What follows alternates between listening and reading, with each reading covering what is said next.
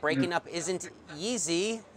Adidas sees. So Oh, sorry, I good. didn't read that ahead of time. Yeah. Adidas sees 2023 lost link to Kanye. Thank you, producers. What's going on there, Martin?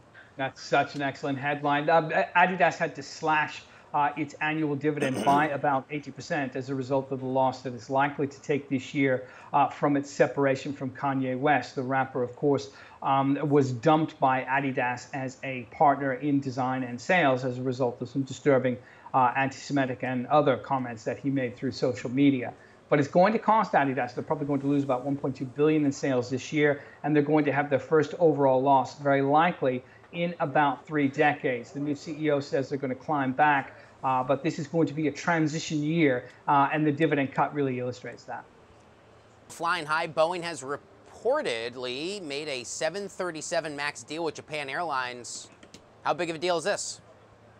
It's reasonably big, JD. I mean, it's 20 aircraft, 737 MAX. It's going to be a mix of a couple of the different models, the 8 and the 10, to Japan Airlines. So we don't know the list price, and very often list price isn't what the airlines pay anyway. It's more of a number to sort of buffet the order book of the aircraft makers. But a couple of things I think are important. Firstly, Boeing appears to have beaten out Airbus for this order, which is no small beer.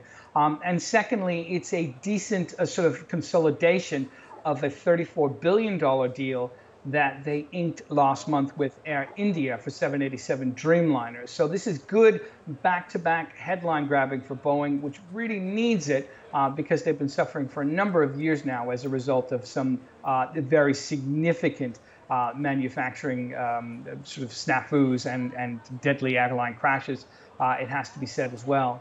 So investors are probably going to look with favor upon this. The order book for Boeing is over $400 billion and about 4,600 airplanes, and this simply just builds on that. Which is no small beer. You think I was going to let that one slide? You think I didn't pick up on that, Martin? Of course I did. I'm now laser focused for that phrase anytime you use it. Okay, fourth and final, madness is approaching. Will it be a record year for sports betting? Ugh, best time of the year, college basketball. Let's go. It really is Selection Sunday coming up, isn't it, JD? I mean, the anticipation is last year about 3.1 billion was bet across the whole of March Madness. And the number that really stuck out to me was about 45% of Americans placed at least one bet over the whole of the tournament, whether they did it legally or through an office bracket or through a sports betting book in one of the legalized states or did it online.